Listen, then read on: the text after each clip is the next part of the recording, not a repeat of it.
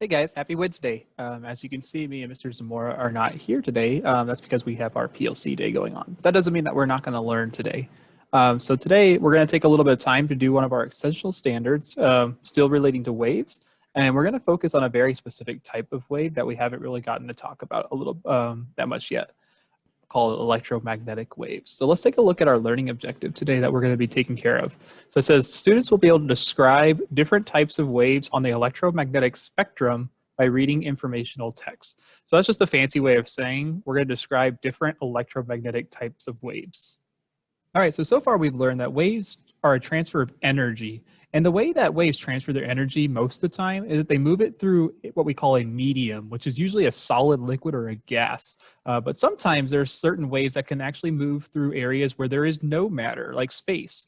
So if we look at this question about the astronaut, it says there is no sound in space. So it's hard to believe, but actually if you go up into space and you tried to speak before you suffocated, you actually would not be able to hear anything. There is no sound in space. So all those Star Wars fights and explosions and everything that happen outside in those big old vast expanses of space, actually you wouldn't hear anything. It'd just be a giant explosion with no sound. So it's kind of crazy to think about. However, astronauts can still communicate with one another between when they have their helmets on and they have a microphone present. So there's a reason for that, and that's because astronauts make access and make use of radio waves. So electromagnetic waves are that special type of wave that can actually move through space without needing any matter involved. So that's what we're going to be focusing on once again. We're just going to be talking about what are some other uses that we use these different electromagnetic waves for. And before we do that, we actually will look a little bit on the spectrum, which the electromagnetic spectrum, to get more information about that. So let's get started. So the first thing we're going to look at is, what does the electromagnetic spectrum mean? So the definition here is the range of wavelengths over which electromagnetic radiation extends.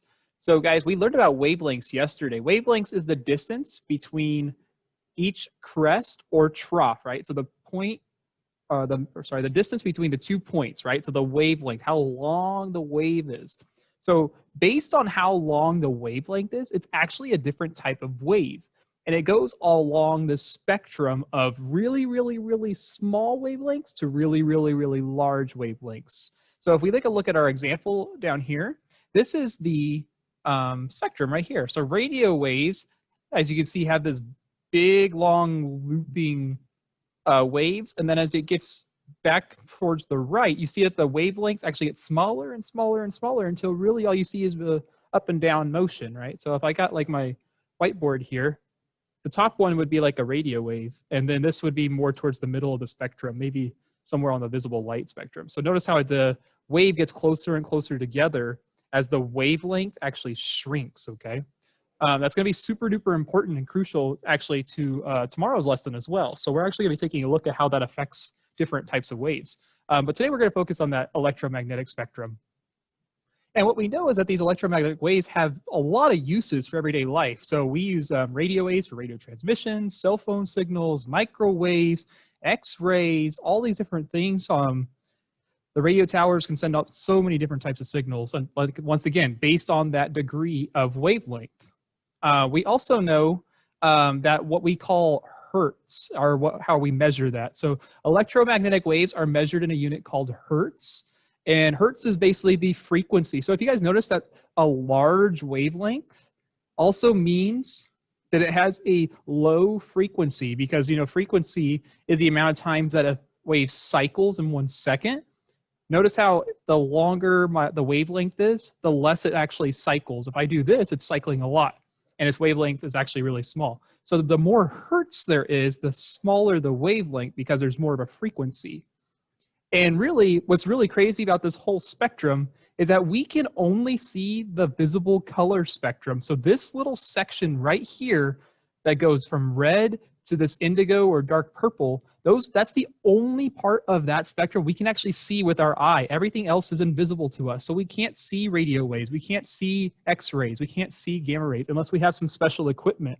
That's the only way to see it. And guys, just as always, this non-example here is just to show us we're not talking about the waves that need matter to move, okay? So like water waves, sound waves, seismic waves, those are all things that travel through matter, and we're not going to be discussing those today. We're just going to focus today on this electromagnetic spectrum right here in the example. So once again, kind of crazy. It's on this different spectrum, and all these waves are used for different things. So the one thing you might be noticing about these videos is I'm going very, very fast. The reasoning for that is because you guys have the ability to go back and watch this video as many times as you need to help you. So that's why I'm really moving fast and not really stopping for questions or examples or anything. So once this video is done, guys, there will be a Google form for you guys to complete, and there will be the instructions there. And I'll also actually post a smaller video as well, about 3 minutes long, on the electromagnetic spectrum for you guys to also watch, to add a little bit more detailed information.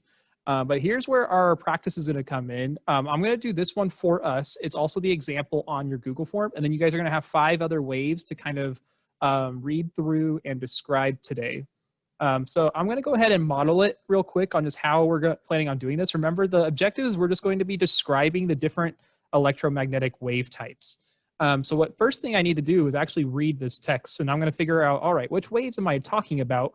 And then what are some of the uses of the waves in the text? So let's go ahead and get started. I'm going to read it starting here with radio waves. So radio waves make up part of the electromagnetic spectrum. These waves are packets of energy with differing wavelengths. A radio wave is similar to any other type of wave. Both types of wave have a hill and valley shape, repeating over and over. This is more of like a description of what it looks like. It hasn't really told me anything about what it's using for. A wavelength is measured as the distance from the top of a crest to the top of its neighboring crest. Okay, yeah, we learned that. Radio waves can have a wavelength from a couple centimeters, so a couple centimeters, to several meters, so way out before you, like way out farther than the camera that you can see. And radio waves are used to transmit sound in the form of electromagnetic waves to radios like the ones found in a car or at home. This same quality is used by cell phones to communicate with other people.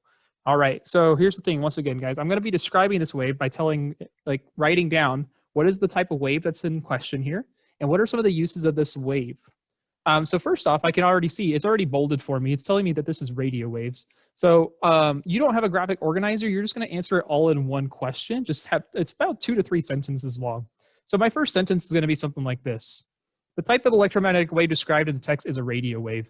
That's our first basic sentence. That's going to be re-answering the question, restating and answering which type of wave this is. And now I need to find out what are some of the descriptions of it and what are some of the uses. So it says in the description that radio waves can actually be differing in size and that the wavelengths can be different, but they're basically the same as all other waves. They have that up and down motion, and then they're measured using their wavelength. So I'm going to write something about that, and I'm also going to talk about its uses. So I can see here it says that radio waves are used to transmit sound in the form of electromagnetic waves. So that signal that's traveling in the air gets to a device, and that device recognizes that wave and translates that sound into the form of a sound wave. So that's pretty cool. It's crazy how technology has kind of come that far to where we can just literally use things that are invisible to us to make things happen. So that's going to be my next part. So my next thing I can write in was, according to the text, radio waves are similar in shape to most waves. They are used to transmit sound signals in an electromagnetic form to communicate through radios or cell phones. So once again, just a couple more sentences about the descriptions and its uses. And after that, you're pretty much done. So we're not really going to be focusing on this too much. This is just general knowledge that I'd like you guys to have. It's something that's really cool and interesting that I don't think a lot of us think about, really. Like I said, I don't really think about those things when I'm living my everyday life. Like when I heat up stuff in the microwave, I don't really think about, oh, hey, there's microwaves coming and heating up my food, and that's what allows me to have it nice and hot, or, you know, cold on the outside and really hot on the inside. It's like I said, it's weird, right? I don't think about that, but that's what it is. It's waves actually going into the object and heating it up from the inside out. And that's why you sometimes have cold outsides and really hot middles. So it's like, oh, okay, that's weird how that works. But anyway, you guys are going to take the rest of the time in class or out of class if you need it for the next 5 problems on the next 5 types of waves. And there's more than that, but we just wanted to, you know, give you guys enough good practice for the day. So hope you guys enjoyed. Please work hard. Make sure you guys turn that in, and we'll see you tomorrow, okay? We'll talk to you later.